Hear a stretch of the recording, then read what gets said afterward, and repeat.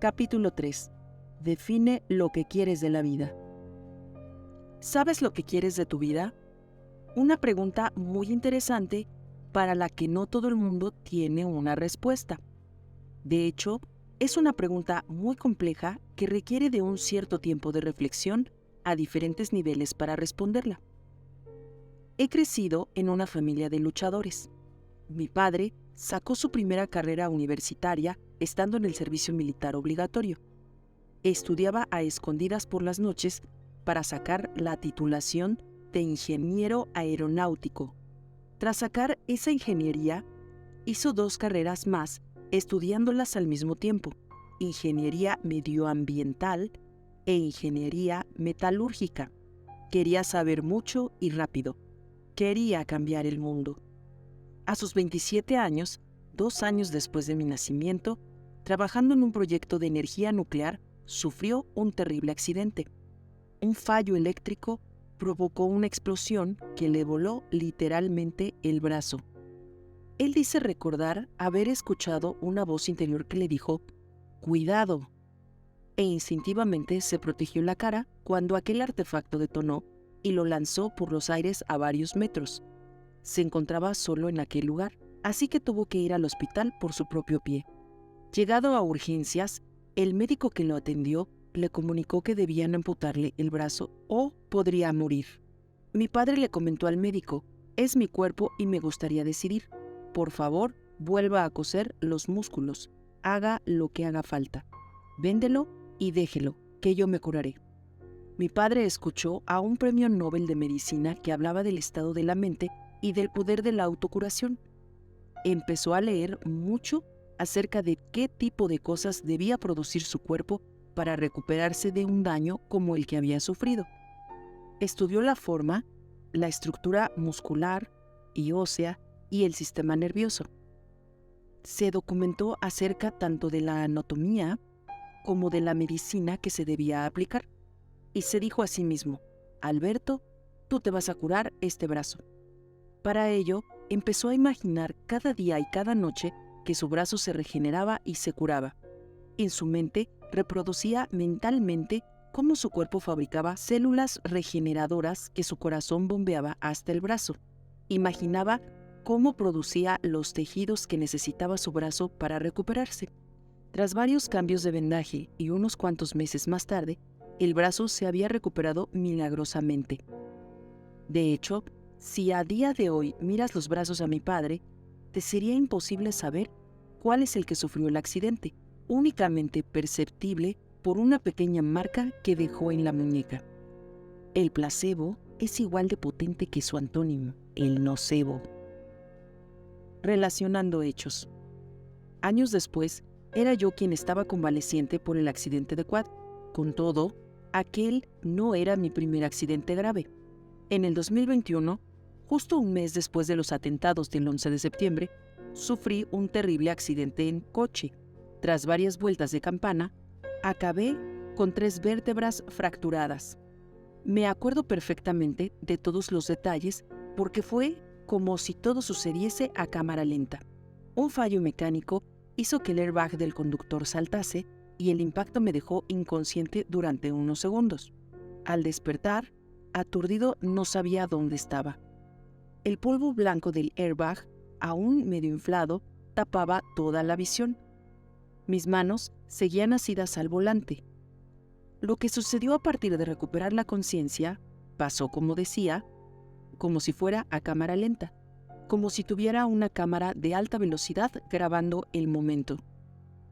En esa situación de desconcierto, tuve un diálogo conmigo mismo. «¡Ay, qué dolor de nariz! ¿Dónde estoy? Ah, en el coche. Aquí está el volante. Pero, ¿por qué no veo lo que tengo delante? ¿Qué es ese chirrido? ¿Me estoy moviendo? Ah, ya paró. ¿He chocado?» El ruido que oí al despertar eran las ruedas del coche que se deslizaban sin control por la carretera. El sonido se detuvo cuando mi coche impactó contra el quitamiedos de hormigón del centro de la autovía, que actuó como una rampa elevando el coche por los aires. Literalmente estaba volando y por eso ya no escuchaba el chirrido de las ruedas.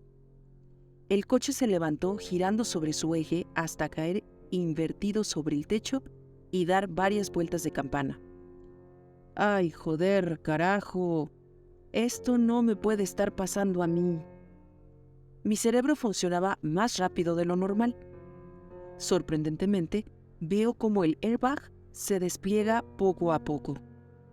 Mi brazo rompe el cristal del conductor y sale por la ventana, pero justo antes de tocar el suelo, el airbag lateral se abre impulsando mi brazo nuevamente hacia el interior. Aquel hecho fue el que me salvó de no perderlo. Esto no me puede estar pasando a mí. El coche, ya boca abajo, continúa deslizándose por la carretera. Mi cabeza está contra el techo y el roce del metal hace saltar chispas por todas partes. Esto no me puede estar pasando a mí. Segundos después, el coche finalmente se detiene. Un instante después, escucho a alguien gritar: ¡Gasolina! ¡Hay gasolina! ¡Sal del coche! Rápidamente, busco la forma de quitarme el cinturón de seguridad. Al hacerlo, caigo encima del techo y consigo salir por la ventana del conductor, rompiendo los pocos cristales que quedaban. Una vez fuera, miro a mi alrededor. No entendía qué había pasado. Todo indicaba que no había chocado contra nada ni nadie. Hoy en día, me sorprende lo marcado que tengo este hecho en mi memoria. Tan al detalle que con un poquito de esfuerzo, recuerdo exactamente hasta mis pensamientos. Me acuerdo perfectamente de todo. La impresión de verme con cristales por el brazo, la pierna, el coche boca abajo. A unos 150 metros se veían las marcas de los neumáticos y piezas del coche desparramadas por toda la autovía. Recuerdo la llegada de la policía y luego de la ambulancia. Llegué al hospital regional al mismo momento que decenas de afectados por el incendio de un edificio. Viendo que mi estado no parecía de los más graves, me dejaron en un pasillo sobre una camilla, inmovilizado durante un par de horas. Parecía que se hubiesen olvidado de mí. Impaciente y habiendo recuperado la lucidez, me liberé de las cinchas que me sujetaban a la camilla en la que me encontraba y me dirigí a la recepción del hospital. Hola, quiero el alta. Un familiar me va a llevar a otro hospital porque estoy cansado de esperar. Señor, no se mueva, por favor. Tiene que verle el médico. Señor, no se mueva.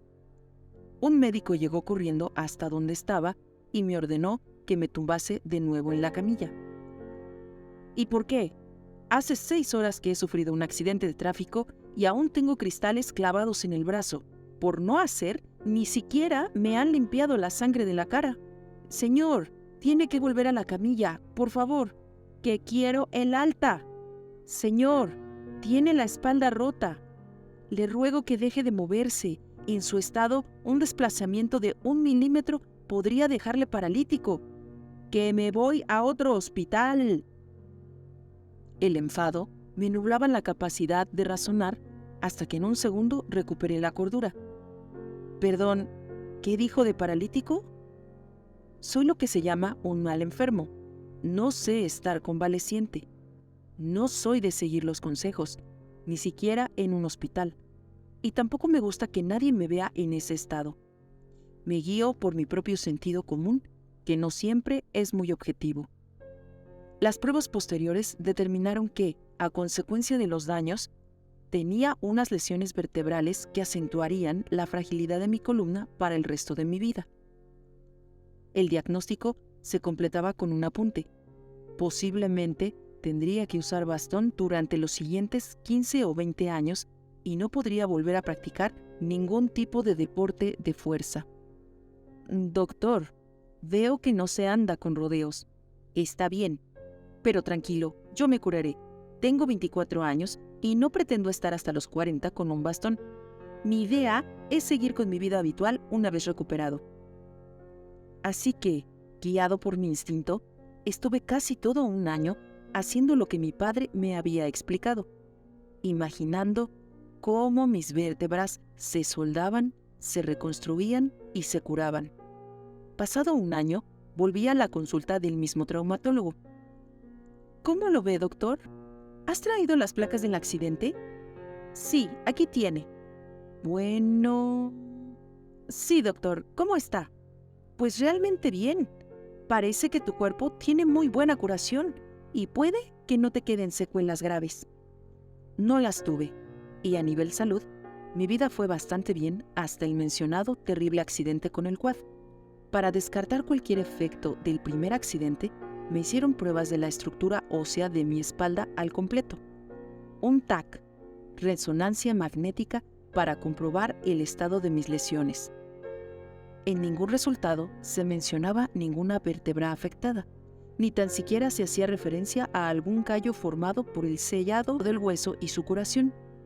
O sea, aparentemente aquel accidente no había existido, al menos en lo que se refiere a consecuencias en mi cuerpo. Recuperando el yo interior.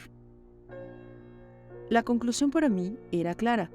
Si me había curado completamente de aquel primer accidente, ¿qué había cambiado para que esta vez fuese diferente y ahora pareciese que todo iba de mal en peor? ¿Por qué no sabía salir del problema? ¿Por qué parecía que esta vez sí iba a cambiar mi futuro? Me repito mi mantra. Rudy, eres un emprendedor nato. Llevas casi 2 décadas creando empresas y has resuelto infinidad de problemas, muchos más graves que este. Así que esto es un problema más. Busca una solución y búscala rápido, porque el tiempo corre en tu contra. Decidí romper con aquel círculo vicioso probando con la visualización. Sin embargo, mi estado anímico y mental me impedían estar 2 horas al día, en realidad ni una, con la tranquilidad necesaria para hacerlo. Debía buscar una forma alternativa y esperaba más eficiente para visualizar mi futuro ideal. ¿Listo para hacer tu primera prueba práctica? Hagamos un pequeño descanso de la historia del libro. Es momento de tratar de entender un poco por qué has empezado a leer este libro. Veamos, si te pregunto ahora mismo, ¿qué quieres de la vida? ¿Qué esperas de ella? ¿Cuál es tu vida perfecta?